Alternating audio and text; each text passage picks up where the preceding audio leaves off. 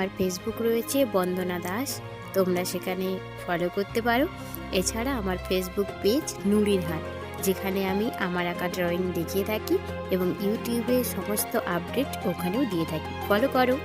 রয়েছে আমার ইনস্টাগ্রাম বন্দনা 4548।